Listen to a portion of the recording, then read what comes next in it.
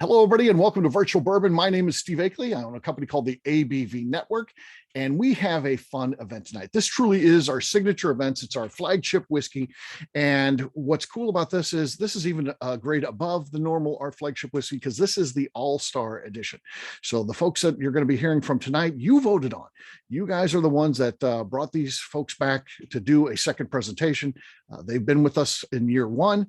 And now we had everyone who ever bought a ticket the ability to vote on those folks. And we brought back 13 out of the 48 for a second round, if you will. And this is the third one of three that we've done this month. And this completes our flagship whiskey series. So as always, I like to introduce our presenters. I'll introduce all four of them. I'll follow the order of your placemat. That's going to be the order that they go in tonight. We'll go around the horn and introduce all of them. And then we'll go back and start with our first one, which we'll get into our in-depth interview, but we will meet all of them first before we get started. So first up from Cactoctin Creek, Scott Harris, co-founder, along with his wife, Becky, who co-founded the company. They are out of Purcellville, Virginia. Did I say that right? Purcellville? Yeah, when we're from here, we say Purcellville. We just kind of roll through it. Okay. Purcellville. Okay. Appreciate that. Scott, how you doing, man? Doing great. Thanks. It's nice to be here tonight. Yeah. Excited to have you back on. You, of course, make some great stuff and have you part of the all-star team here. It's really an honor. So we appreciate it, my friend. Yeah, absolutely. All right. Well, we'll learn a little bit more about you and what you got going on in your company in just a few. Okay. You bet. All right. Next up is my buddy from Rolling Fork Spirits, Mr. Turner Waffen out of Louisville, Kentucky. Hey, Turner, how you doing, man? Steve, happy to be here. Good. It's Louisville. It's like, how do you say Purcellville? It's like we got the same ending. Like me and Scott, like our towns, you say it exactly the same. Just LP and other things. Man, your sound is you got to just face forward, I think. Otherwise, it's we're not getting a lot there. Okay, my bad. I'm Okay. sorry about that. Yeah, that's all right. That's better. We can hear you now. So, but yeah, you were talking about the pronunciation, which of course Louisville has a famous. There's how many different ways you can say that. So, yeah. You just put a bag of marbles in your mouth and you say that's the correct way, and it comes out law. And then you're good, right? Yeah. But if you go to Colorado, take the marbles out because you'll also go into a town spelled the same way. Right. But that's Louisville, though. Yeah. don't go in there and be like Louisville, and they'll be like, "What? Get out of here! You're in the wrong place." All right, Turner. Thanks a lot, man. We'll talk to you in just a few. Okay. Got it. All right, next up is obviously another good friend of mine. This is one of the hometown guys. So I live in St. Louis, if any of you don't know here. And this is one of the distillers in the greater St. Louis area, a town called New Florence out of Wood Hat Spirits, one of the co-founders there. A guy who has a very interesting career, maybe one of the most interesting people in the business, Mr. Gary Heingartner. Gary, how you doing? I'm doing great, Steve, and I do appreciate being part of this. I always enjoy this. It's a highlight, So yeah, absolutely. So great to meet everybody, and looking forward to the program. All right. I wonder if we'll talk about any corn today. Yeah, we might. we might. Absolutely. So Gary, of course, I think he's the top authority on corn. I mean, unbelievable knowledge. And I know he talks to so many people in the industry. So great opportunity to pick his brain today as we talk about that. And he's always got a lot of cool things going on. So we'll talk about some of those things when we get to him. Of course, as we talk about the most interesting people in the business, this next guy could make a run for that too. Really interesting fellow for sure. My buddy, Mr. Michael Myers from Distillery 291 in Colorado Springs, Colorado. Hey, Michael, how you doing, man? Great, Steve. How are you? Nice to be here. Great. Yes, absolutely. Looking forward to talking to you. You guys are really, I know that our audience, loves what you're doing. They're taking turns when they go out to Colorado, taking lists from everybody, picking up stuff. And, it's a whole thing that they got going on because they love your stuff and like to get out there and visit you guys at the distillery. So thank you so much. We love everybody that comes out and takes a lot of whiskey home. So yeah. Really appreciate it. Love meeting them and giving them a tour, Yeah. So thank you very much. Yeah. And you've been very kind with your time when folks go out there and stuff like that, which is very cool. So we certainly appreciate that. So yes, thank you. Absolutely. Oh, Tim says the interview with your mom on the Bourbon Show, by the way, was epic, he says. So yeah, I agree. That was an epic interview. Yeah. I need to listen to it. I got into it a little bit it's my mom. It was really hard, so I had to stop. Oh yeah, Oh. yeah. It's really good. It's worth listening to. We interviewed my mom on there one time too, so I know what you're saying. And your mom's perspective of what you're doing is always interesting, and yeah, it's kind of cool to hear her take on what I'm doing, and because I never really knew. It's not like we talk about that stuff, so it was cool. So definitely listen to your mom's interview. It's worth checking out the whole thing for sure. She's very proud of you, and she should be. So very, very cool stuff. All right, let's circle back around. Those are our 4 presenters for this evening. We're going to talk to all 4 of them, kind of get to know them a little bit better. Of course, we will have a Q&A session at the end, but if you don't mind, between now and then, if you wouldn't mind just leaving your mic on mute, at the end, you certainly can open that up. But for right now, the means of transportation that we would appreciate is just utilizing the chat function. So if you've got a question, feel free to put it out there. I'll ask it on your behalf. Sometimes the presenters read it and they'll jump in with it too. I don't always necessarily ask it immediately as you put it out there, because we go with a flow of conversation. So it's not, I don't want to interrupt someone to throw a question out there. So don't think that I've missed it if I don't ask it right away. I will get to it. And of course, this is interactive. It's a tasting, and we need you guys involved. So as we go through and we talk about nosing notes, we talk about tasting notes, please add to that. I know that our distillers always appreciate what your take on their whiskey is and what sort of notes that you're getting out of it. And it's a fun group experience to do. So please be participative, use that chat function, and be part of tonight's meeting. All right, first up from Cactoctin Creek, Mr. Scott Harris. Scott, again, how are you doing, my friend? Doing great. Absolutely fantastic tonight. Yeah. So this is good. You guys have some really cool things going on. So let's just check in and tell us a little bit about your business. Let's start with kind of how you got started, and then take us to where you're at today.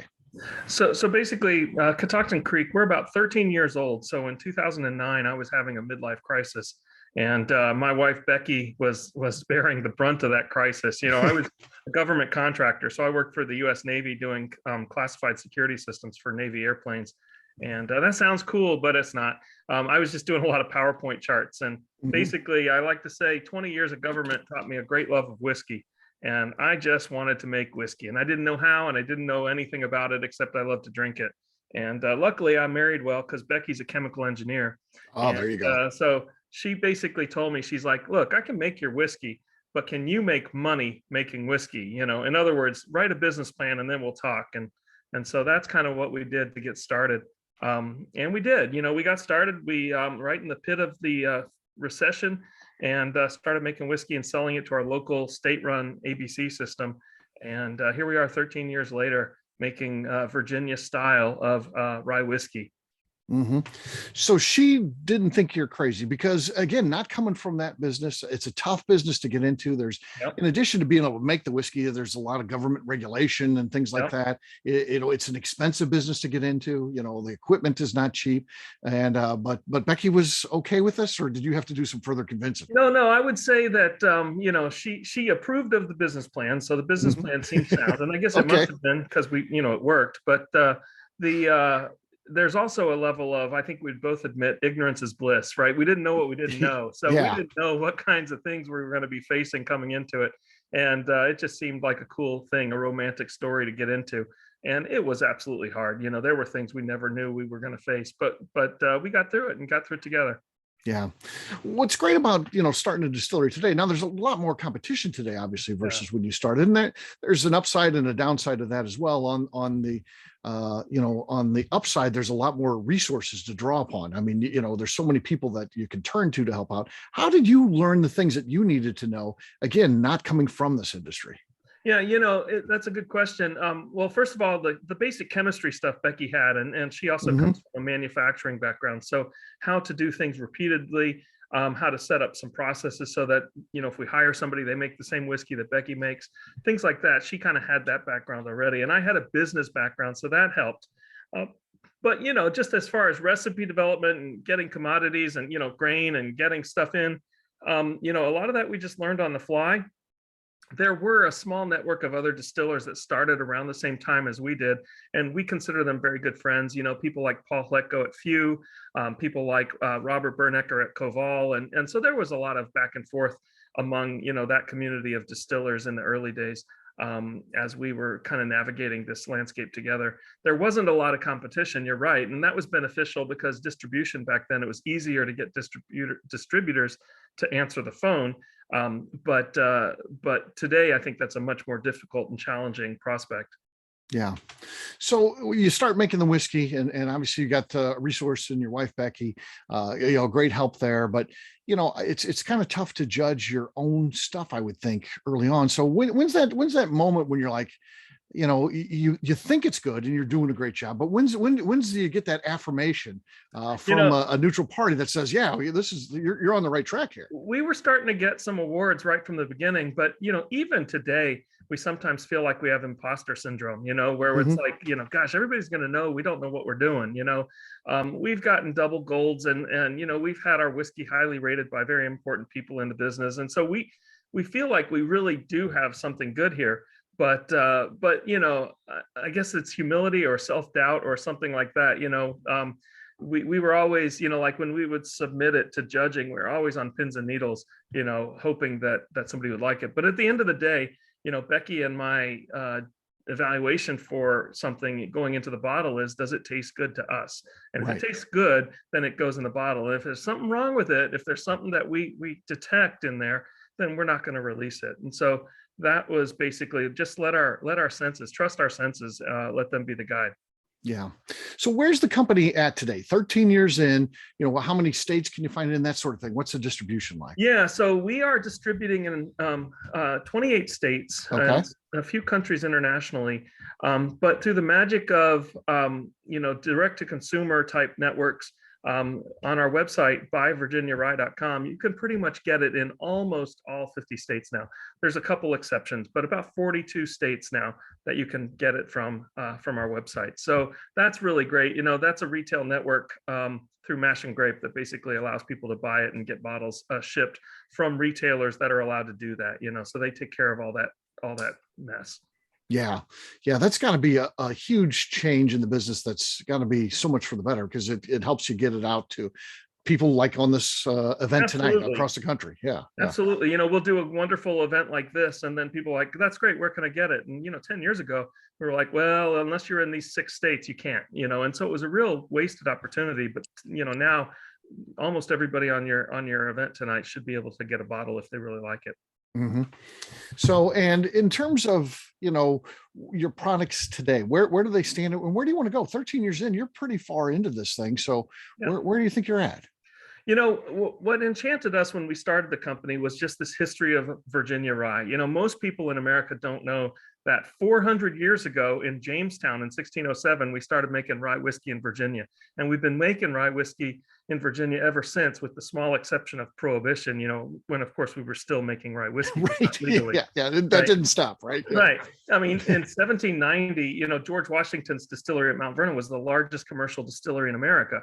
And, so this history was forgotten, and we still find people that are enchanted by this story. So our goal is simply to make this beautiful rye whiskey that we make as beautifully as we can and tell that story to everybody that we know. This Virginia whiskey is the birthplace of American whiskey, and it needs to be told.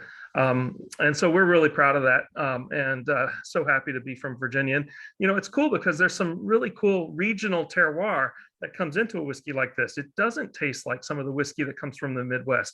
And that's a good thing, right? Why should everything taste the same? Right. When people taste this, when we first started doing it, say 10 years ago, people would tell us, this doesn't taste like rye. And we were like, well, what do you mean? It's 100% rye. How can it not taste like rye? It has to taste like rye. And what we've learned, really took a couple of years to figure it out for me, because I'm a slow guy, is that, this fruitiness, this nuttiness, this is what the Virginia rye tastes like. It doesn't have the dill and the grassiness and the mintiness that you're getting from the Midwestern rye. And that's a good thing. It's a different flavor profile. And that's why I think people really like it. Something different in the glass. So let's talk a little bit about the one specifically that we're going to be trying tonight. Roundstone Rye Whiskey, single barrel, 92 proof. What should we know about this whiskey? Yeah, so this is one of our most highly acclaimed whiskeys. It's the one that has won the highest level of awards.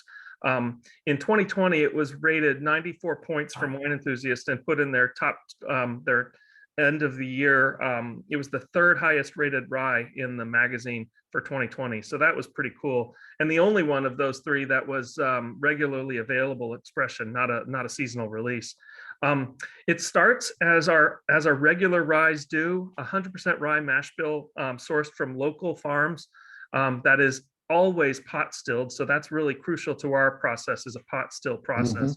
We really believe in the long, slow, determined distillation on that.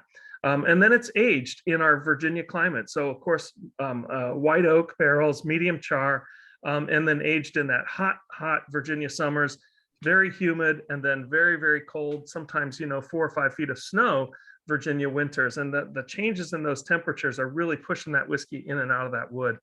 The final step, of course, is we use local water. That water from the Appalachian Mountains that we're sitting right near is used to basically proof our whiskey down. So there is some of that water as part of that profile.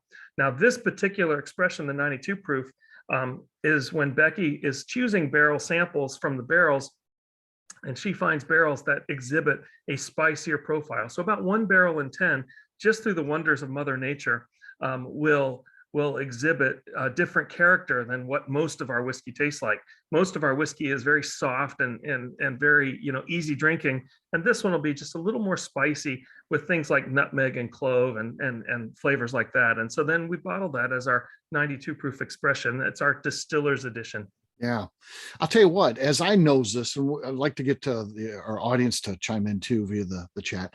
It's like an apple spice cake to me. So you get those baking, the spices that are in there, you're getting the apple. But man, it's really, really solid on the nose. Here comes some in now: apple, raisin, baking spices, caramel butter, apple caramel Danish, nose, apricot brandy. Yeah. Yeah, all good stuff. Like you said, we distillers, we love to get this kind of feedback, and some people are very reluctant sometimes. They think they'll say a wrong answer, and there is no wrong answer. It's right. Yeah, that's the thing. Yeah. Yeah. So banana bread, we've heard that before too. And we believe that kind of banana nut bread, and to be specific, I think some of those come from the yeasts that we're using. We're getting some esters there with the banana notes as well. Okay. Well, let's give this thing a taste. If you haven't done so already, let's talk on the taste, what we got. Oh yeah. Yeah, it's to me, it's tasting like it noses. I mean, yeah, all these different spices from the kitchen. Heats up nicely. Again, very, very nice finish to this thing. Kind of sits kind of at the back of the palate. And yeah, it's good. Spicy, cocoa, honey, lemon, delicious. Yeah. Mr. Bill says, I like it. That's the highest rating We'll take that. We'll take that. That's for him. That's the top of the mountain. So congratulations on that. I'm glad to see Dave's comment too. Nut bread. For me, those kind of toasted pecans and with a heavy dose of winter spice kind of makes this whiskey what it is. Mm-hmm. Yeah. What else do we have here, gang? I'm also seeing the comments about stone fruit, so we often hear either apricot or plums, cherry, some of those kind of notes. And those show up even more so in the higher proof when we do the barrel strength stuff. Mm-hmm. Yeah, absolutely. Yeah, really, really great stuff. Total rye bread, back your throat, subtle floral notes from Mr. Turner there. Yeah. Nice. Yeah, very good stuff. Yeah, this is really, really good. A nice sipping whiskey to start us out for sure. There you go. Mm-hmm. Yeah, it should be easy to drink, but certainly no crime if you guys want to do cocktails with it. It's a really fine Manhattan, really great in old fashions and Sazeracs and all that kind of good stuff. Yeah. Buttery. That's nice. Turner Buttery. says the first time somebody said buttery. That's a term I use sometimes, and I like it because it does exhibit sort of a fattiness. These are unfiltered whiskeys, and so those oils come through in the distillation from a pot still, and so that butteriness gives it contributes to the mouthfeel as well. Absolutely. Great stuff. And it's certainly an all-star whiskey for us to start out the night. So really appreciate it. Please stick around, Scott. Hopefully you got time, and we sent you those whiskeys. Hopefully you got those, and you can enjoy our other distillers offerings here as well. And we'll leave you here for the open Q&A time at the end. Okay. Sounds good. All right. Next up from Rolling Fork Spirits, Mr. Turner Waffen. Turner, how you doing, man? That's a hard act to follow. It's tough, I'm right? doing- Yeah. I'm doing great, but that was delicious, and that's a great story. Yeah, absolutely. Of course, you've got an amazing family history as well. You are part of the Waffen family, really big through Prohibition in bourbon. Maybe, at one point in bourbon history, the biggest name in bourbon, right? Yeah, I mean, if you're looking at the eve of the end of Prohibition, November of 1933, my family owned more than half the American whiskey stocks in the United States. Yeah. Tick off some of the big I don't names. have any of it. Yeah, you're not about it, but tick off some of those names. You just so they got a feel for it, in case they haven't heard that before. What are some of the brand names that were under your family? So my great-great-grandfather went down to Basil Hayden's, the old Hayden family distillery, and he acquired the old Hayden family brand, or old granddad in the Hayden family distillery in 1896. He had old granddad through Prohibition, which I mean is an interesting story. But through Prohibition, brands like old granddad, Old Crow, E.H. Taylor, Bourbon Deluxe, Old Hermitage, let's see, Bond and Lillard. Yeah. So, and it's we didn't necessarily start all of those brands, which is Right. an interesting story. But Yeah. yeah, that's part of our family's legacy. But we did, we were one of the first distillers in the state of Kentucky in 1786. And that was when my great grandfather, 7 generations removed, started the Rolling Fork Distillery in Lebanon, Kentucky, on the Rolling Fork River, which Mhm. is now a creek. Yeah. Like that's where our name derives from. Yeah. So, and how long ago did you get into the business? Again, you decide you're not going to go into the bourbon business. You're going to go in the rum business, and kind of your business model is not even necessarily to distill rum. Yours is to search the world, search the globe, and find the best rum that is out there, source that, and then sometimes sell it like this. Other times you barrel finishes and make things unique and do some cool stuff with it, right? Well, I mean, like Scott said, like you end up doing things and you feel like a fraud.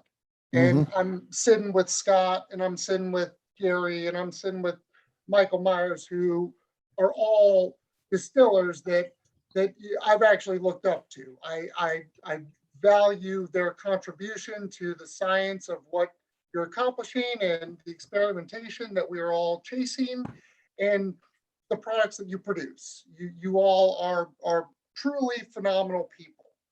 And so we're independent bottlers. We source rums from across the Caribbean. Right now we source from 8 different countries, but we age them and we bottle them here in Kentucky. And I'll riff about this particular product for a second, because this is the first ever rum that we released that we had finished in a Weller barrel.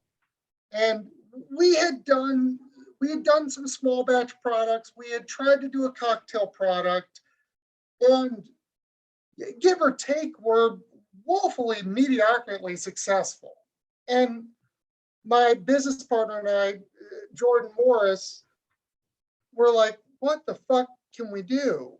And we're like, let's just throw shit in Weller barrels, because it will sell. Like, I hate to say it, but it will sell. Yeah, I mean, yeah, that's the bottom line. That's the business approach, right? Yeah. Now, as long as we don't throw, yes, our emphasis is on the quality of rum and the type of rums that we source. So we only source single origin, single distillation, no caramels, no additives, no coloring. The only thing that can influence our products are the origin of country that it's distilled in, the type of fermentation and distillation that it's used, whether it's column or pot still or double pot still, and the barrel that it's aged in, and the climate that it is aged in. That's the only things that influence our products. But going back to this Weller story, we dropped some delicious Foursquare rum out of Barbados, which is distilled by the great Richard Seal, who I am not Richard Seal. I'm just a guy that imports things. And we got a really good quality product, and we put it in a of high value quality barrel. And this is the first one that we ever released. So we've never, the product that you're trying is the first one of our experimentation of re-aging 8 to 9 year old single barrels in a solid variety bourbon set of used barrels and releasing them. And what's funny about that story is this is the first. And it also, from the Buffalo Trace portfolio, is probably going to be the last. Because ever since we've done this, and we've done a couple Wellers, and we've done a blends, and I've got nothing to prove to this, but now there are no longer Buffalo Trace barrels on the secondary market for other distillers to use and finish in. So you think you might have ruined this for everyone? I think I got no proof, but I think I've ruined this for everybody. There's always that one guy. Now we know who it is. Yeah, so it's you. Yeah, I'm that asshole. Yeah. So, but it sounds like a solid business model to put it in those Weller barrels. And I'll tell you what, just nosing this stuff here, I mean, my God, it's like a combination of butter rum lifesavers from when I was a kid. Used to get those in that Christmas pack I'd get every year, and then maybe like ice cream or something. I mean, it's really solid on the nose, and it's a Westport whiskey pick. It is a whiskey pick. I think they do have a fair amount more. Unfortunately, they won't be getting any more. No. Not too many people will. Yeah, it's rich butterscotch, and then it has a very robust middle palate, which you can kind of find in that 8 to 12 year age of bourbons that aren't overly oak finished, but they have that a little bit of a rich buttery palate. You get that, and then it has a smooth finish. Like it is Bananas Foster in a glass. Yeah, that's cool. And we've already got a question here from fellow presenter Scott. Want to know where you can buy some of this, and of course, how many states are you in, and then where can you buy it online too? I guess is a good question. So our best avenue, because again, going back to what Scott said. When you look at the formation of the U.S. colonies and then the formation into the United States, we weren't making bourbon. We were making Pennsylvania rye, coastal rye, and then we were also importing sugar or growing sugar plantations in the southern regions of what would become the United States, and we were making a crude rum. And these are all the influences of what now is what now we get to be a part of, which is the amazing USA. And so we're only sold Sealbox. I'm sorry, Sealbox.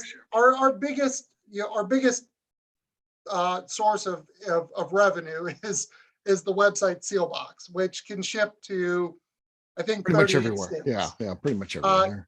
This particular product is sold at Westport Whiskey and Wine in Louisville, Kentucky.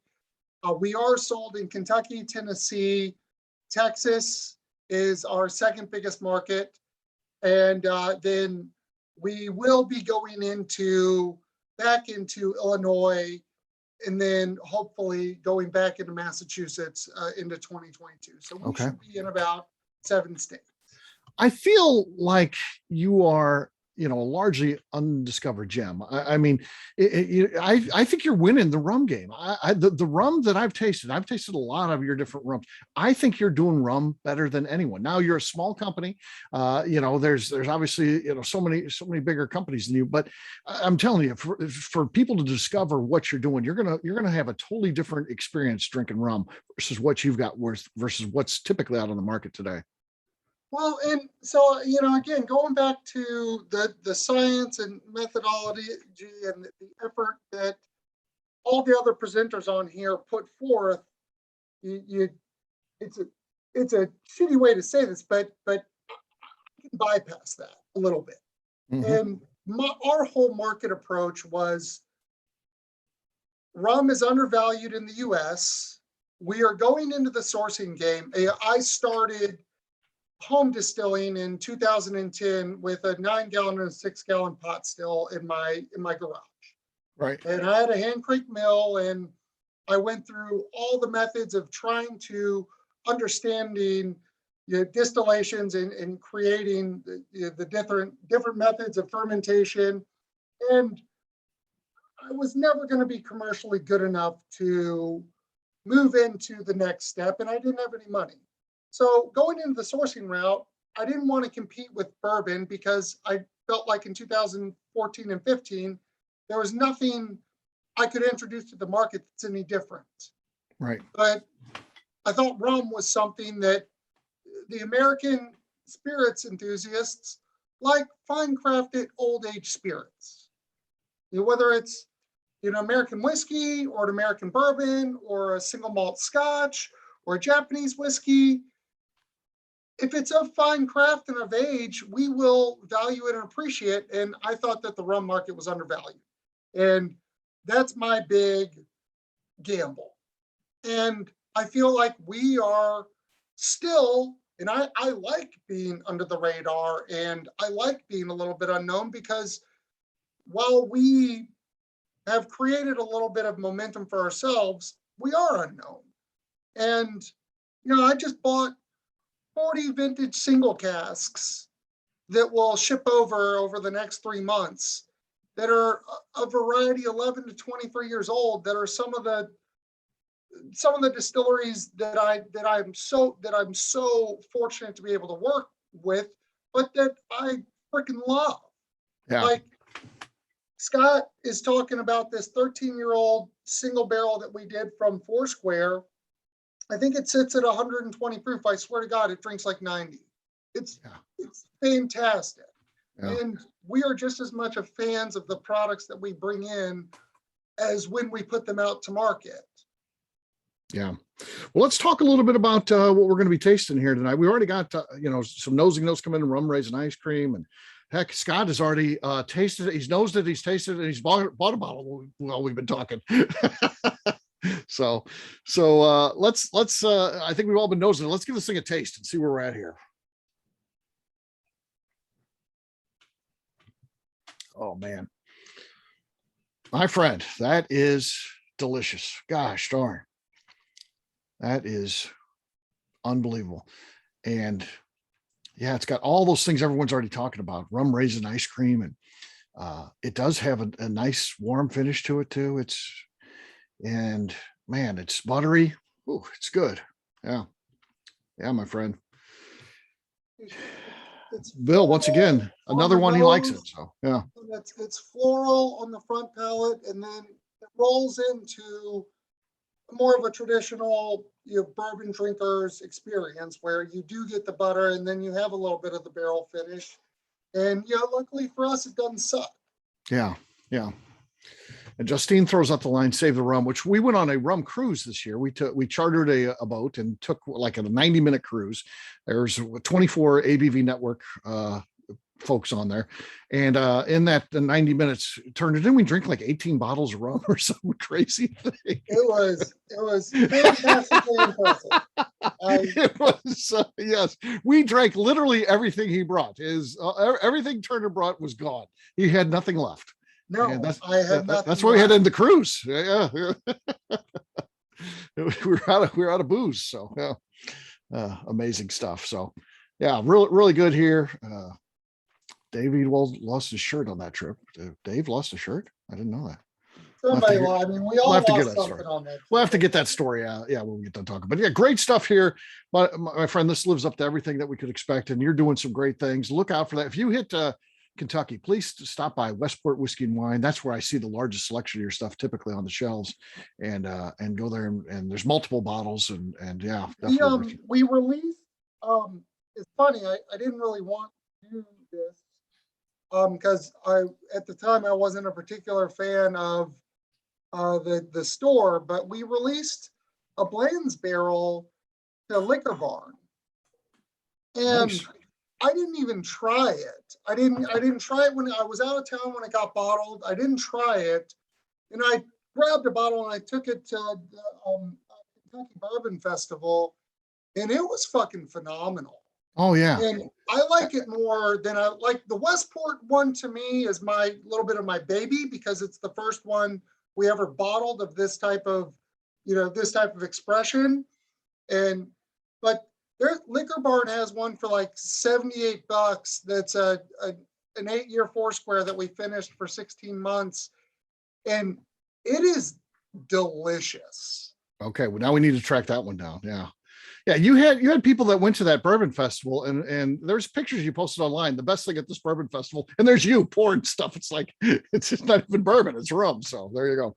Well, it doesn't hurt to show up to things with older age stuff. I mean, but that's my shtick. So all right, buddy. Well, please stick around till the end for a Q&A and enjoy the whiskey from the rest of our presenters. Okay. I am very excited to hear from you, Gary. I am a big fan of yours, and just that's all I can say is I think Wood Hat is cool as hell, sir. Yes, indeed. So Gary, obviously, if you talk to someone who's interested in corn, they've probably talked to Gary at some point. It is truly his passion. Gary, for example, how many types of corn did you grow just this year? Not in your lifetime, just this year. How many did you grow? Well, when you say I grew, I have help. Well, I know it's not just you out there. I get it. I guess we counted 129 this year. So 129. Yeah. Huh. So I mean, with that is all the old stuff that we pulled out of they've been sitting on the shelf in Des Moines, Iowa since the 40s. Yeah. All the stuff that was sent in by our great grandfather to say, well, when hybrid corns come in, let's save this stuff. We don't want great grandpa's corn to go away. So put it in a jar and send it to the seed bank. And who knows, somebody will want that shit someday, Well, their day has arrived. Yeah. And I said, it's there. So I'm kind of noted for thinking outside the box a little bit. And so, we look at genetics, we look at taste. We've been judging everything since the turn of the century based on starch. All of our selection in corn has been based on starch. How much did it yield? How much pork, beef, chicken it could raise, And so that's what we have in the whiskey business is another industry's best picks, so to speak, and I'm an agronomist. I spent most of my life helping farmers grow corn. I've actually got a master's degree in agronomy, and I worked for Independent Stave Company for many years, and they're recycling and turning scrap into dollar bills and so forth. And all the time I was there, I thought, wait a minute, why are we making whiskey out of cow and pig feed? People have heard this, and I've seen some of my friends on here, but I'll say it again. Why don't we make our own whiskey corn? This is an industry that's based on grain, and we need to focus on grain. And in the bourbon business, it's corn. So when you have the biggest ingredient of everything you make is chosen by somebody else, dictated by somebody else, you're at somebody else's mercy. Right. And it's not, it was never selected for taste. It was always selected for yield and how much it's just starch. So I thought, what's wrong with this game? Look at all the corn in the world, and let's go back and look at what other people have determined was good corn. So in 12, it's been 10 years ago, just coming up, I started planting corn. I didn't have a distillery, but I started planting corn. And Hopi Indian blue corn is what I started planting. I had a broker that bought it from the Hopi Indians, and we raised it ever since. And this last year, we had 60 different blue corns. We had more blue corn than probably anybody in the world, actually. Yeah. Looking for the best whiskey corn, because it's all about corn. And when you have at least 51% of your whole ingredients is corn, and when you switch to corn, you really change the whiskey. Right. And why we haven't come to that terms with that, it's really perplexed me. You know, we get all these different nuances and so forth, and we all start with the same damn corn. Yeah. You know, if you change that corn, you can really make something unique. So that's kind of what I started. I didn't go back and say, I want to make a Weller, I want to make a Jim or Jack or Makers or whatever. I'm going to make something different. We're going to start from a different place. And that was blue corn. And what we've got here tonight is some of that blue corn as a bourbon. I grew up in a teetotaler family. I don't have distillers in my back pocket here, you know, and that's kind of good, because if you're going to do something different, you don't want to break family tradition. Right. And so we started new, and I think we make a unique product. We make 17 different ones of them. We make 7 different bourbons, I guess. Some of them are getting kind of old. Some of them, you know, for a long time, I distilled the first time in July, and I sold it in December, and it was pretty damn good stuff. It was smooth. Right. And the first time, you know, is when we opened up the tasting room, almost immediately, and people started tasting it, the word smooth come out. That was just prominent in everything we made. And we continue on with that tradition, is looking for something that's really smooth. Yeah. Well, let me brag on you a little bit here, Gary, because, you know, you're a good friend, and 129 varieties of corn, you know, that's amazing. And you're going to be making whiskey with the best of the ones, and always in search of the ultimate whiskey corn. But that's not all you do with corn. And I want to just brag on a couple of the many projects. You got so much going on, but one of the projects that you're working on is you want to make available, you know, a specific corn for a distillery. So if I started a distillery, I might have my own unique corn that I'm using that would be, you know, specific for me. And, you know, so that would be one of the differentiators for my distillery. And I know you're working on some of that in Missouri, and that's a project. Another project is, I mean, you're trying to save the US, you know, because who really owns corn? You've asked that question, and it's like, well, the farmers. Well, you know, aren't they getting it from big companies that aren't owned by the US anymore? And what happens if there's problems? You know, what happens to our corn if we don't have access to that anymore, because these big conglomerates that aren't US based cut us off? So I know you're working on some of that. And I know you got an experiment in your office that I've seen, I like to talk about on these events.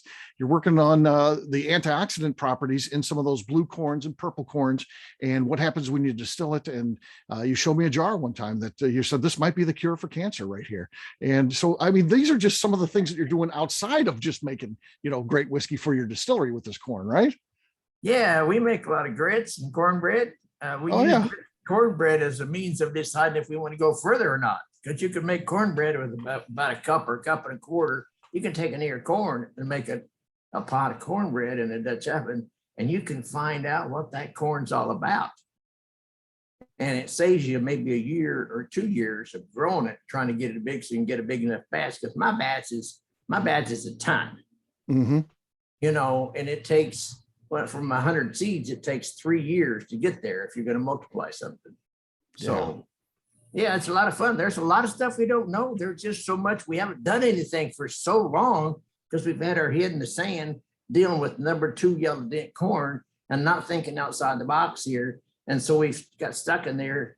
Since Prohibition was over, we went back to this number 2 yellow. When we went into Prohibition, we were using a lot of white corn.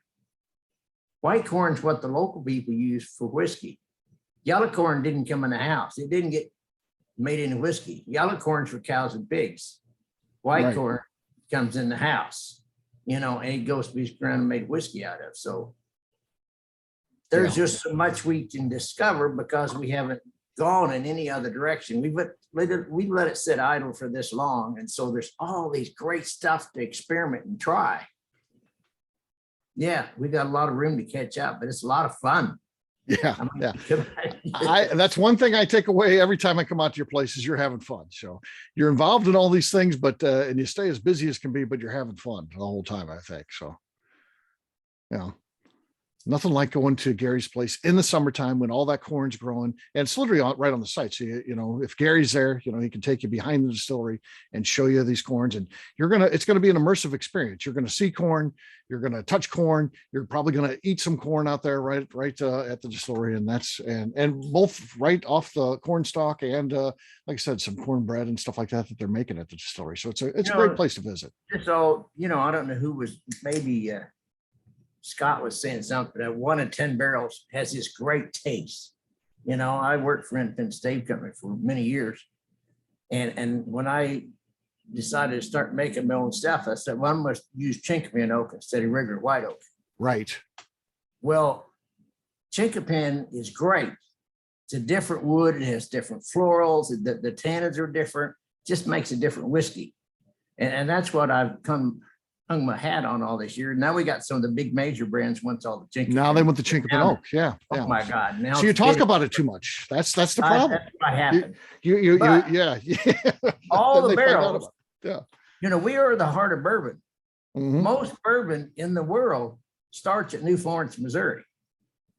Yeah. Yeah. It's right there, right down the street from you. Literally right down the street. Right. Just right around the street here. Yeah. Well, there's chinkapin oak goes in there. And when you cut a whole tree, that whole log goes in and gets blocked, but it goes in, and the chances of making 4 or 5 chinkapin barrels all at one time is pretty damn good.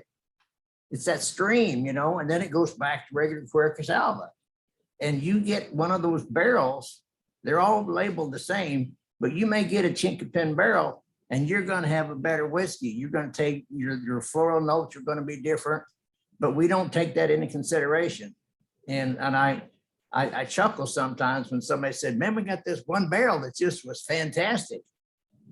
Chances it could have been chinkapin oak, because they all go in and are not mixed in. There's only really one Cooper in Missouri or anywhere else that knows the chinkapin log different than Quercus alba, pulls it out. They'll pull it over there, and we make barrels for Gary on Saturday, Right. So, but those are all mixed in, and they tend to go in through the stream. See, for one whole log goes in, makes in the staves, then they go stacked up. I mean, it's got to follow through.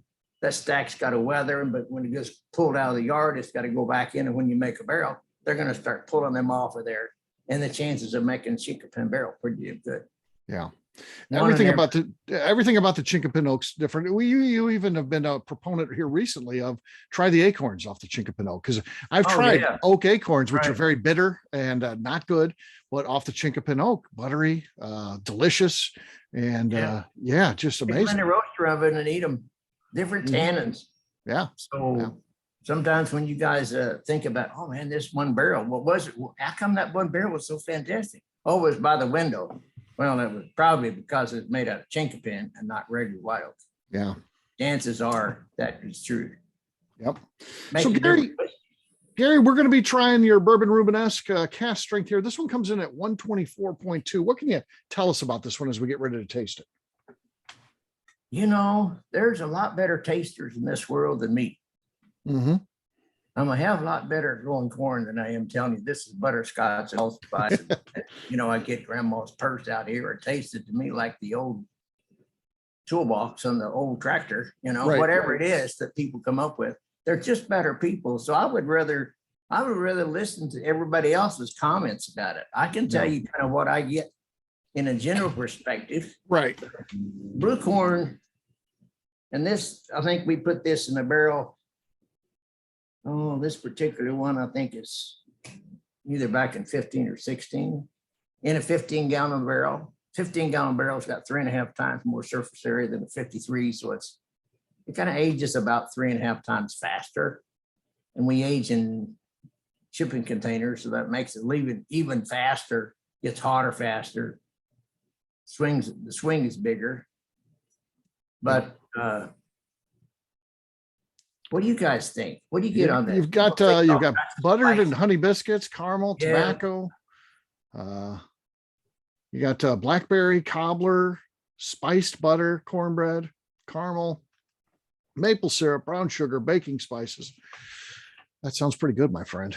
We age our wood outdoors in the rain for at least 3 years. Mm-hmm. Or make a barrel. And what that does, it washes out those water soluble tannins that tend to be bitey and bitter and astringent, and lets some of your better floral notes come out. And that comes out in the those notes you got coming out didn't grow in a corn stalk.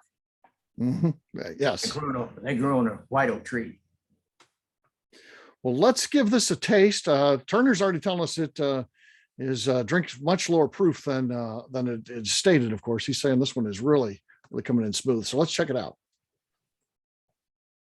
Yeah, you drink this, you won't guess it's 122. No, oh God, no, that is really good, my friend. Yeah, sweet and spicy. Blue corn is so smooth on the front side, but if you notice, all your taste is gathered in the mid palate, and then it shuts off. Mm-hmm.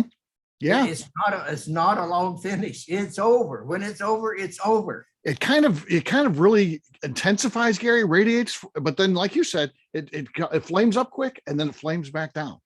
Yeah, now that's due to the corn. That's not the barrel. That's the corn. That's pretty wild, my friend. Yeah, and the finish. What kind of finish did it have? That wasn't even there. Right. Yeah. You can drink that and just, I mean, and the best thing about this, now we cut our heads and tails really tight. So if you're not going to age it for 6 or 8 years, you don't want to really put a lot of tails in there anyway. You're not going to create a lot of esters. You got to create esters in a clean whiskey and go with it, because if it's 3 or 4 years, 2 or 3 years, esterification is just kind of getting started then. So you've got to get your taste and so forth out of your ingredients and not have them created in the aging process. But the corn and the chinkapin oak work really good together. Absolutely. This is fantastic, my friend.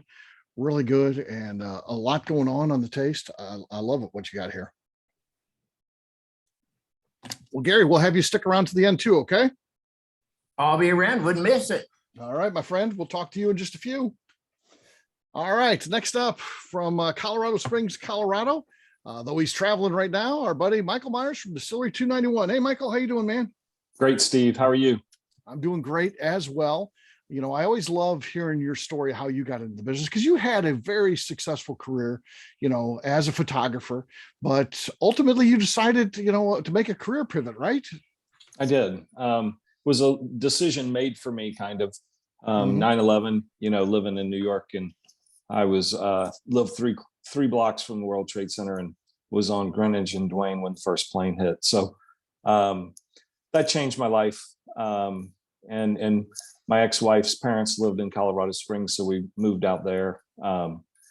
And first for 9 months, moved back to New York, and then moved back again. And I commuted back for photography during that whole time, and started looking for something different because it just was really tough. One on me, tough on my 2 boys that were growing up, and just everything. So a lot of travel. Yeah, but you decide to get, open a distillery, and tell us about those early days versus where you're at now. Because I know you recently moved to a much larger location, but tell us about the good old days, getting this thing going. Yeah, so I started, I'd never brewed beer or distilled in my life. I didn't really know much about it. I read an article that Stephen Goss, the guy that created Sailor Jerry and Hendrick's Gin, about him, and thought I could brand a whiskey kind of like Turner, you know, sourcing it. And right. I didn't know much about that. And before I even researched any of it, somebody said, why don't you try and make it? I'm born and raised Georgia, Alpharetta, and thought, they make it in the woods. How hard could it be?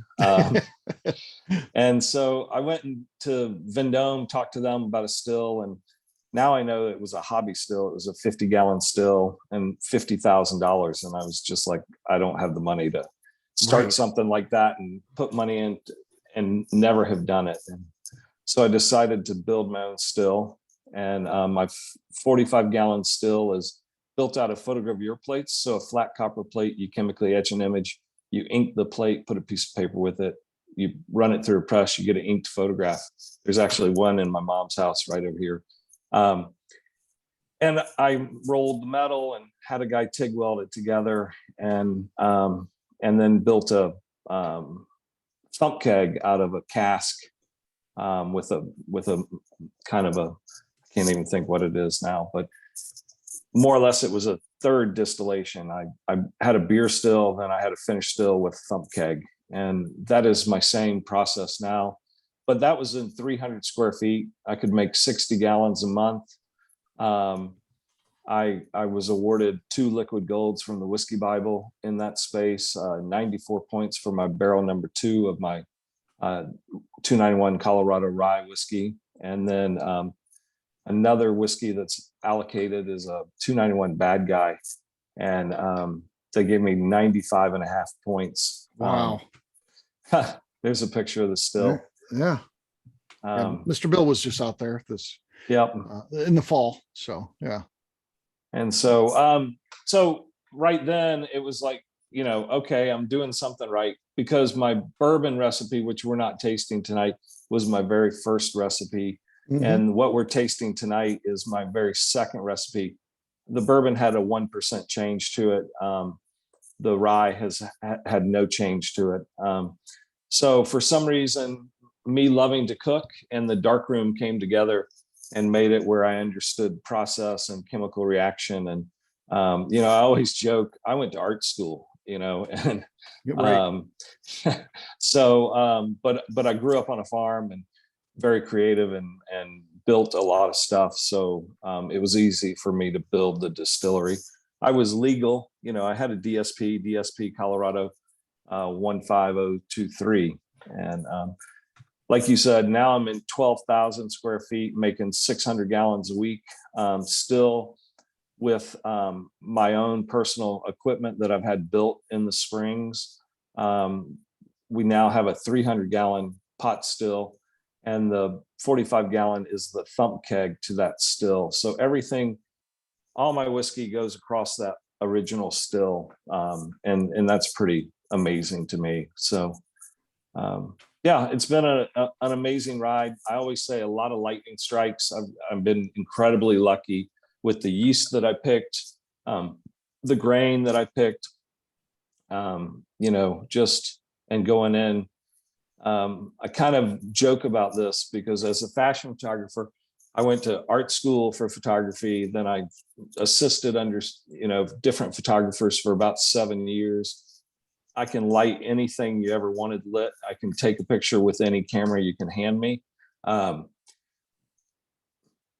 there were all these younger people, or seem younger, that you'd hear about getting a huge campaign because they showed 3 Polaroids to some art director. And it was just like, I've put all this time in. So Right. yeah, frustrating like crazy. And so when I started to make whiskey, that was my approach. I'm like, I'm going to be the Polaroid kid in whiskey, and go after it, and not follow the rules, and just figure it out. And I think I've done pretty well. So Yeah. With your background, do you just love this industry? Because there's obviously it's science, but there is so much artistry to what you're doing when you're making whiskey. And when you're talking about the Aspen Stave finish and things like that, these are things that you're bringing, an artistic touch to the whiskey that you're making. So tell us about, that part of it, the science versus artistry in your whiskey making. Yeah, that's what I love about it. There's a lot of art in whiskey. You can be an engineer, you can be, very process oriented and make a very clean whiskey. But being the artist that I am, and there's a lot of artists in this industry, it's really great to, make a deeper cut, tighten some cuts, different things like that. And there's a lot of art that just makes everybody's whiskey different, even if you source it and you're putting it in different barrels and you're aging it differently. And I was on an NDA for this for a while, but Marion Eves, just did Eve's Blind, and we were a part of it. And she revealed that in New York last week. And it was amazing because, you know, my whiskey, it's big, it's bold, it's beautiful, it's rugged, refined, rebellious. And she came in and she's, you know, very beautiful, soft, florally, friendly. And she married barrels together of my bourbon and made my whiskey just so pretty and soft and very much like her. And, you know, you can go on Eve's Blind and buy, so the plan was to go outside of Kentucky and buy whiskey, our barrel whiskeys from different distilleries. And she did it, and it was amazing. And all the whiskeys that she's done are very different and incredibly good. So that was a lot of fun. That, you know, that shows the art in blending, you know, or marrying barrels, which is incredible art. So. Absolutely. Absolutely. So tell us, and of course, you're always a fan. Way to appease the fans here. Bring 2 whiskeys to an event where you're only required to bring 1. No one ever complains about that. I've found in what I do, you know, when we're in the media and we do shows and all that, people will criticize everything. You know what, Michael? I've never had one person complain when we've brought 2 whiskeys when you're only required to bring 1. So you're making the group happy tonight. So thank you. So tell us about this first one. We're going to go with the 101.7 proof. This is your Colorado rye whiskey finished with Aspen Staves. Yeah. So this was my second recipe: 61% malt rye, 39% corn. We do age in 10-gallon barrels. We've moved up to some 30s and 53s lately. But the bulk of it's the barrel mill out of Avon, Minnesota, and they make really good barrels. And we've been with them from day one. I mean, I have pictures of them coming in FedEx boxes, barrels, you know. And this is my whiskey. I set out to make a Western whiskey, a Colorado whiskey, one that, you know, in a Western movie, the bartender would put it on the bar. Yeah. And it's 101.7 proof. I was trying to hit 100. I didn't know what I was doing when I was proofing originally. And so I got to 101.6 the first time, and I'm like, okay, I'm good. And then the second time I hit 101.7, and I'm like, all right, we're just keeping it at that. So that's why it's proof to that proof for our bottle proof. And it's a unapologetic rye is what a friend of mine that tasted most of my whiskey when I first started, a bartender friend of mine. It makes an amazing Black Manhattan. Actually, the barrel proof's a little better for that, but with a Verna Amaro and Sazerac, you know, it's a nice drinking whiskey. My whiskey's on the nose, Michael. This is incredible. Do you want to age about 4 of these barrels in my living room? I mean, I want my house to smell like this. Sure, no problem. That'll be the new thing. Aged in Akley's living room. Now, I like that. Yeah. We can figure that out. That would be amazing. Gosh darn, the nose on this, my friend. Thank you. So good. Would they age? Yeah, they would age. Sure, absolutely. Yeah. And I keep my house, I keep it cool in the winter, warm in the summer. It's perfect. It's ideal conditions. So yeah. The cheapness helps out with this. So all right. Oh, would I? No, of course I wouldn't drink any of that. No, David asked if I drink that. Shame on him. I would not touch that, of course. So all right, let's try it. Let's see what we got on the taste. Let's see what we got.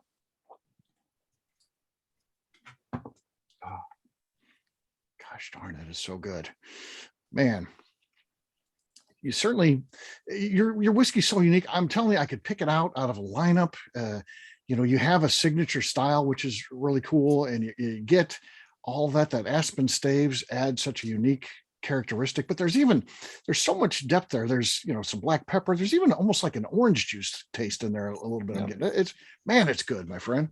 Thank you very much. Yeah, the Aspen Staves adds a little spice, a little smoke, and then pushes some of the caramel notes to more maple. But the black pepper, the orange, orange peel, orange juice.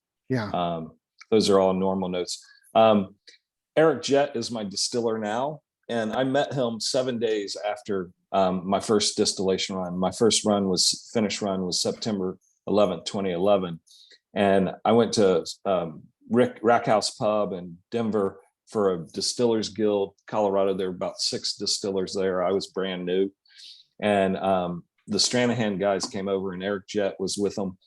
And he tasted my white dog of this. And they were like, "This is the best white dog I've ever had." And I'm like, "Seriously?" And they're like, "No, seriously." And Eric Jett just talked about all the notes he could taste in the whiskey. And I left that place and I said, I found my first hire. And it took me 3 years to get to that point. And Really? and I hired him. He was on hiatus, so I didn't steal him. But he's made my whiskey since then, and can, tell you every note that's in every barrel.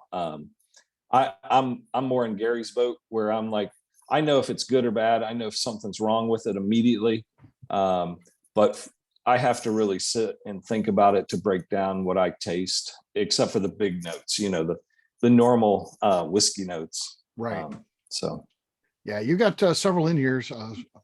Steve Mork says a little smoky, rose petal finish, another one. The Robinson say it just tastes like a cocktail. It tastes like you've served a cocktail. Awesome. Here. Yeah, which is pretty cool for sure. I love that. Yeah, people are pushing to get this at my house. It's a good idea, I think. I love the heavy mouthfeel of my whiskey. I really wanted that, and really worked hard to get a heavy mouthfeel to it. So. Yeah, the bear says he's getting a licorice note up front, sweetens, glides across the tongue. Yeah, and the mouthfeel, like you said, fantastic. This is amazing. And then, but it doesn't end there. Wait, there's more. There's more. So our next one is your rye whiskey. Again, finished on Aspen Staves, but this one's the big boy here, 137.5. So we're talking high proof. And we're sure that's the proof? That's okay. That's what we were told. Okay. Justine pours. So Justine, I assume, I don't even see the bottles, so it all goes to her, right? And okay. Yeah. I have the bottle and it says 137.5. Okay. What's the batch? Is there a batch number or a barrel number? It is barrel number 631. Okay, great. It's a big boy. Yeah, it is. Yeah.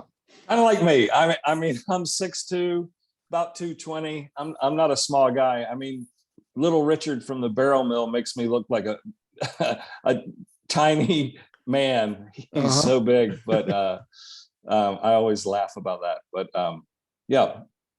Yeah, it well, one day when I'll be out there next summer, and yeah, you'll get to meet me. Yeah, I'm built I'm like excited about that. A small mountain, so yeah, it'll be fun to meet. So 131 proof. Thanks for the transport. Yeah. Oh yeah. So somebody did mule this for us. I think it was either Bill or Danny. I guess it was Bill. I think it's Bill. Yeah, Bill, I think, carried this back. So yeah, thank you, Bill. Bill gets an assist on this event tonight. All right, on this one, on the nose, what's everybody thinking on the nose on this one?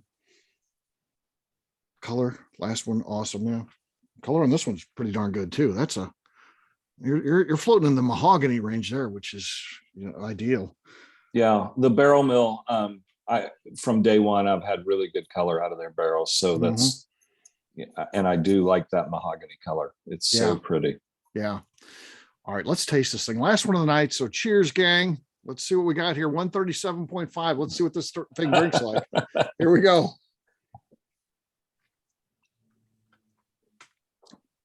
Oh my gosh. I would have no idea. I would just do pour after pour until I fell off my chair. I usually have no idea this is 137.5. You told me this is bottled in bond. I'd be like, yeah, okay, 100 proof. I get it. That's crazy, man. Thank you. Yeah, so good. Gosh darn. Yeah. I love it. Good stuff. Thank you very much.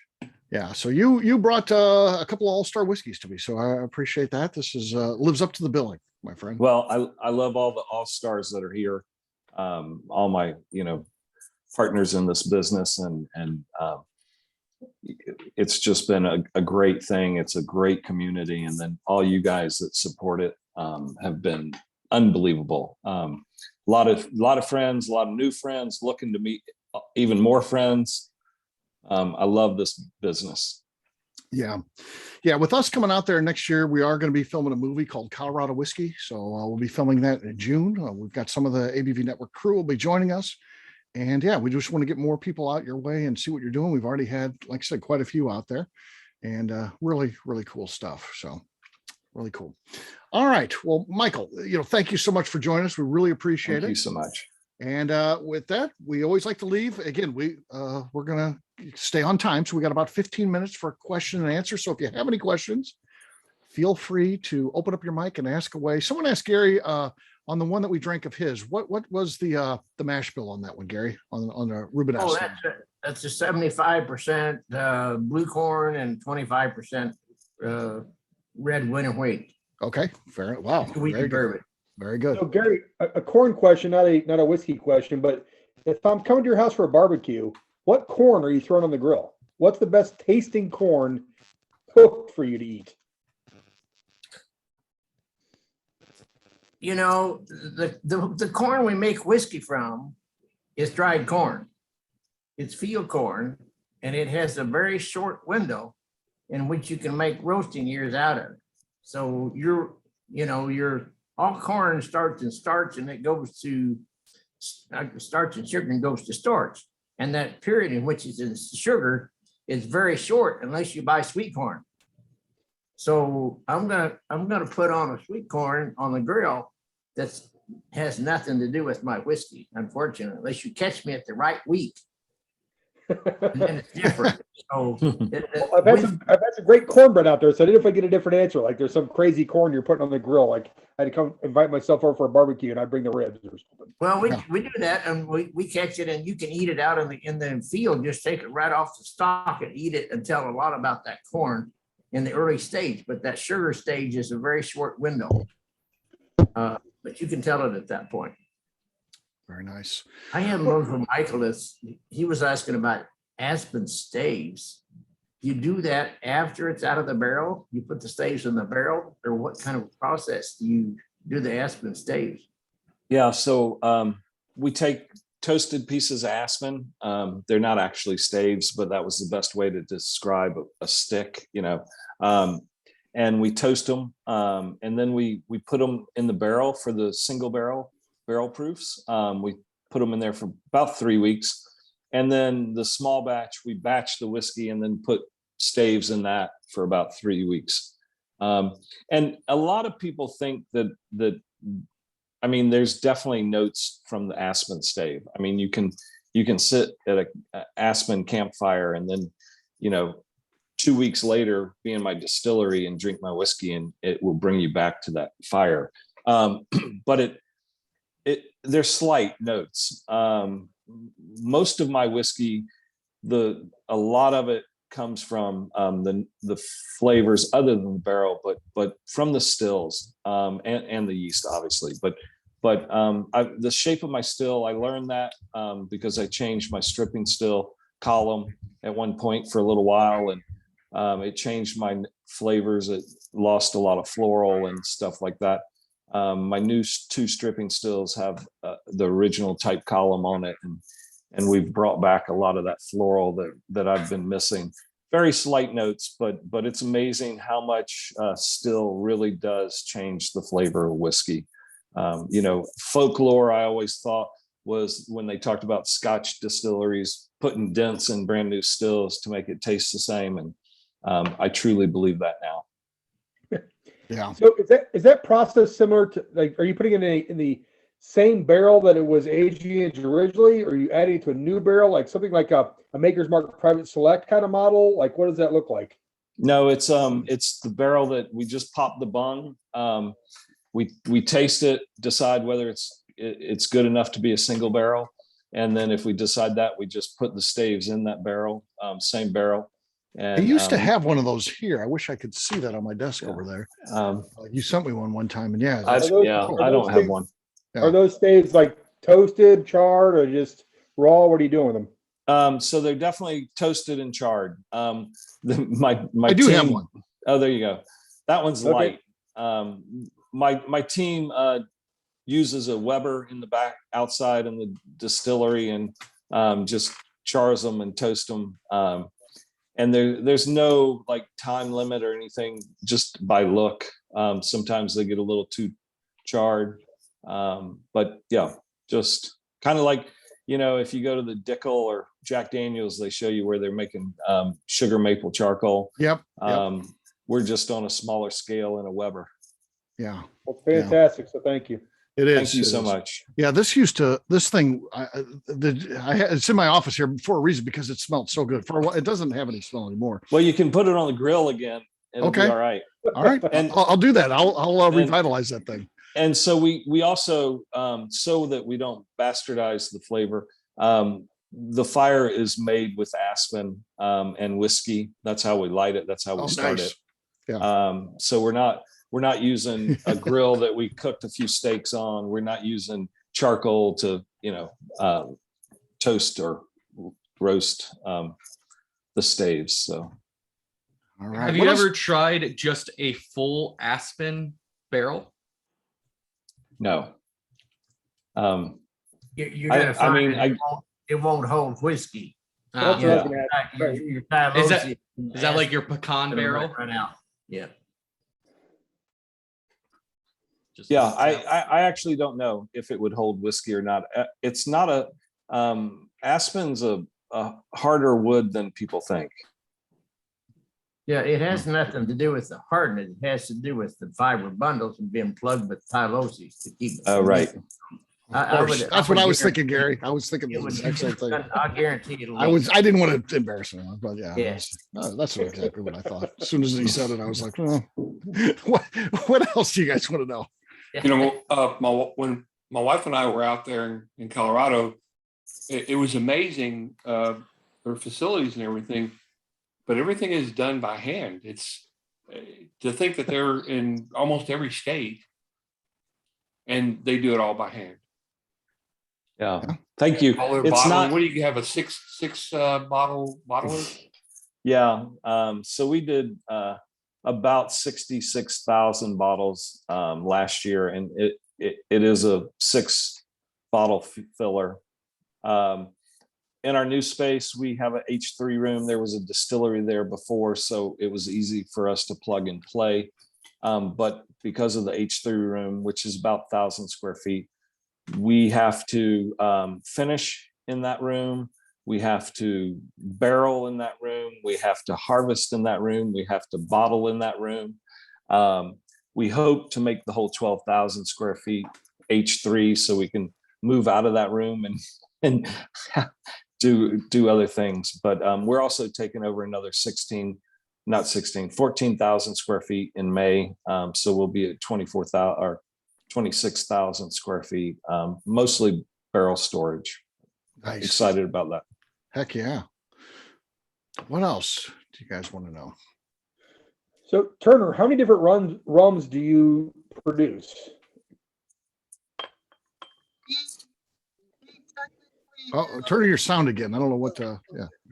Am I better? Now you're better. Yes. Yeah. All right, sorry. I suck at computers.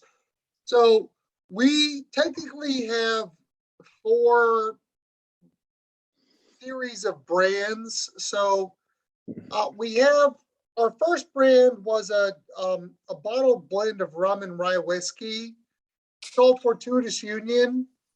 That happened by accident. It's its own little story. And then we have our single barrels. We tried to do a cocktail rum, like a 100 proof, like cheaper, on the shelf, $25 to $32 product. Yeah. That, That's tough. Yeah, that's really tough. that led us to our whole single barrel portfolio.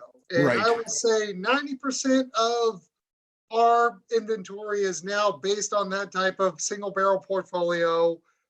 But we source from 8 different countries of origin. So right now in Kentucky, I have aging rums from Barbados, Jamaica, Guadeloupe, Venezuela, El Salvador, Dominica, and Fiji and Guyana. Are you making your own as well on top of that, or just doing all sourced? No, so we're 100% sourced. Okay. No.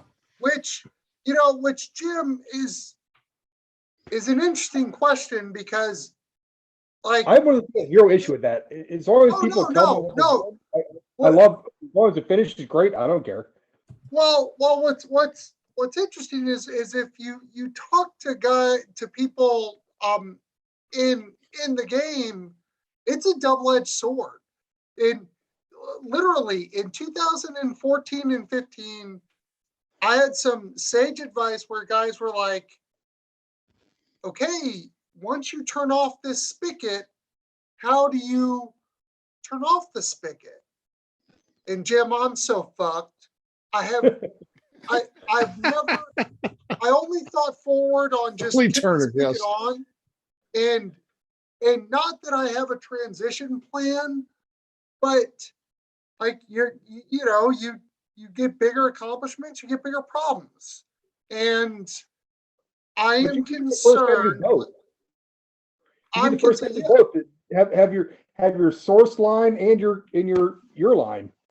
Like, that's never existed that I know of. Like, everyone turns it off completely. Why? Why does everyone turn off in the bourbon world or whatever? When I do both, hey, here's our source stuff and here's our production stuff.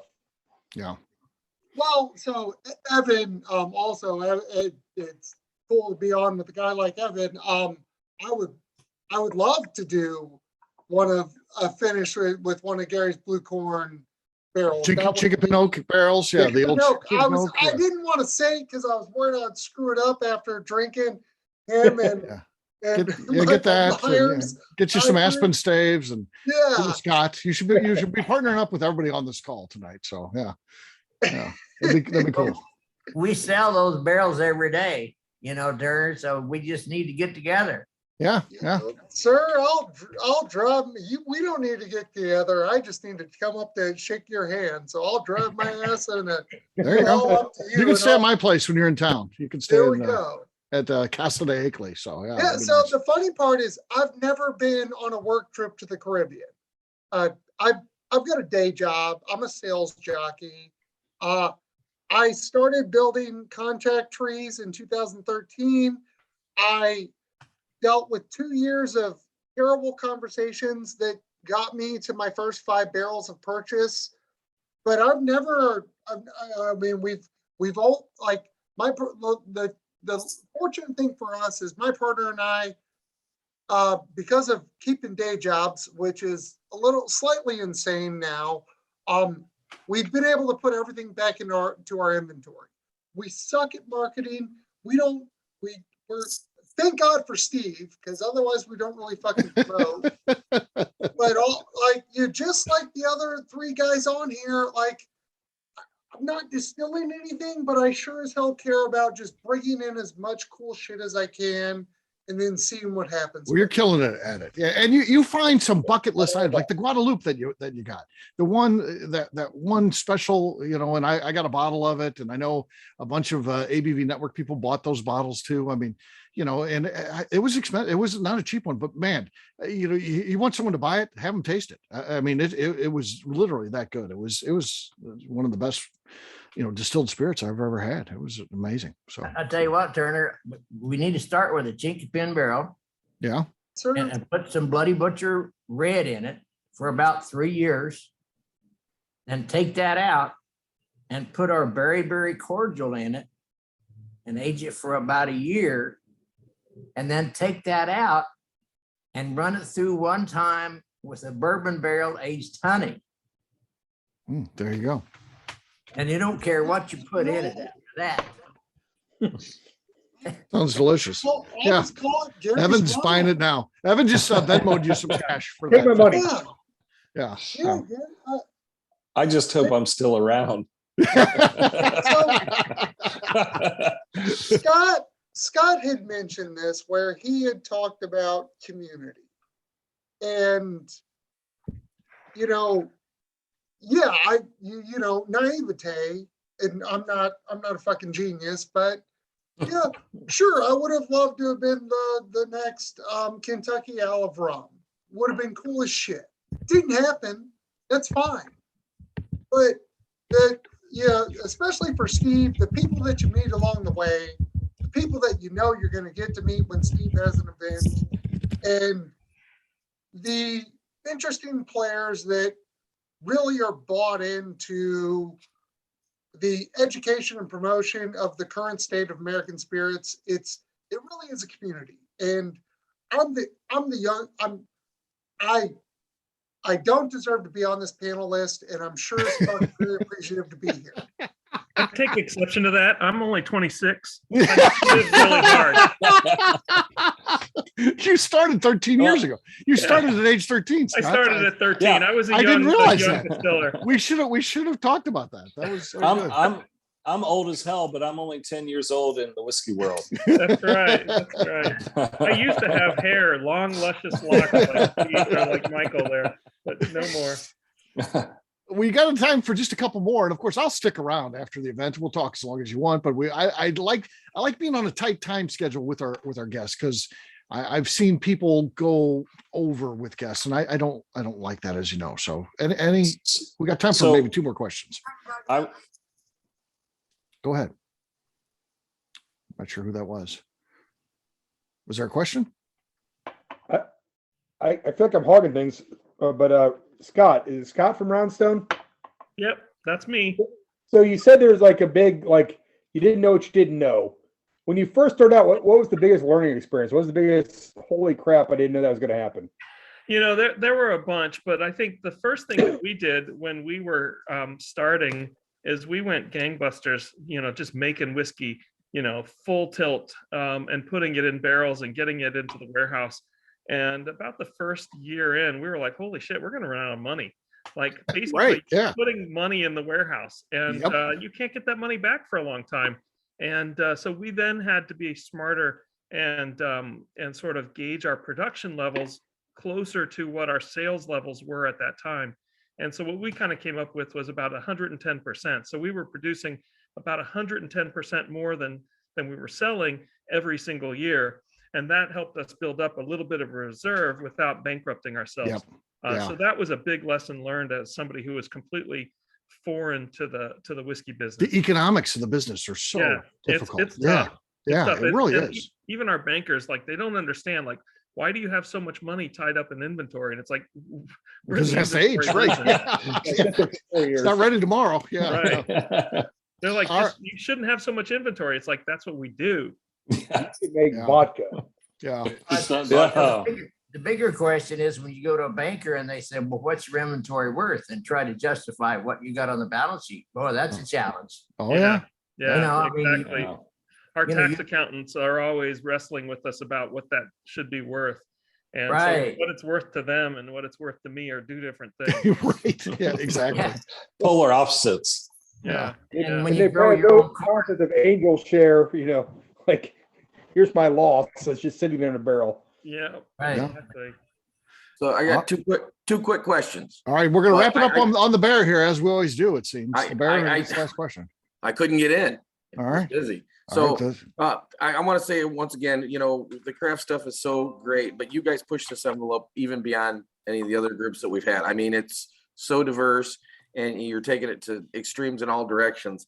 But the one question I had for Michael was, are you really pushing for those flavor profiles? Because your flavor profiles are just off the charts. They're so good than anything else. Yep. And then my other question was for Gary, because I'm out of Rubenesque, and I believe that the Rubenesque used to be 100 proof. And is this 100 and the higher proof, barrel proof stuff available all the time, or is that just something off the shelf one time? It's going to be available most of the time. We actually make 4 Rubenesques today, which is too damn many, I know. And we're trying to struggle with actually, how do we merchandise this? We got a lot of barrels in the back, and they're all cast strength. I've turned that responsibility of when we release what to somebody else. And we've got a lot to learn in the merchandising thing. You know, selling whiskey is not a science, it's an art. And when you release something to who and at what price is really tough, really is. So we're going to try to have more of this cast strength. We call it one thing or another thing. We'll also have a bottle and bond, but we've always had the Rubenesque, you know, at 100 proof is always going to be there. That's going to be our standby. Yeah. We'll have this 120 or 124.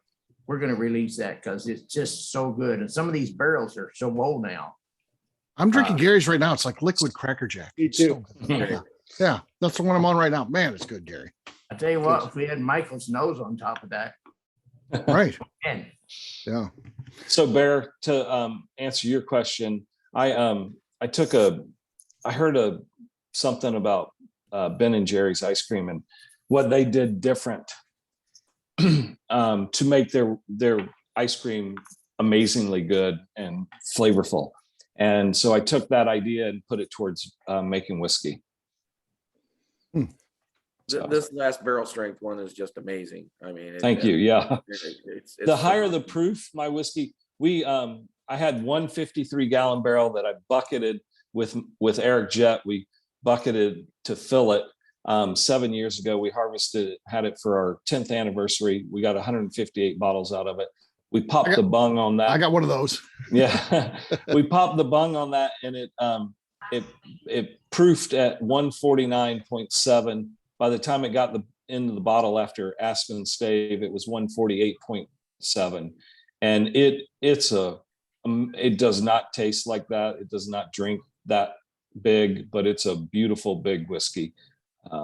So yeah, I like I said, I made a whiskey that's Colorado, big, bold, and beautiful.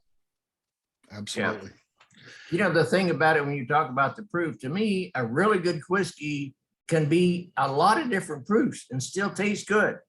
You know, and you take a lesser proof, a lesser quality whiskey, you've got to find that right place where it tastes good.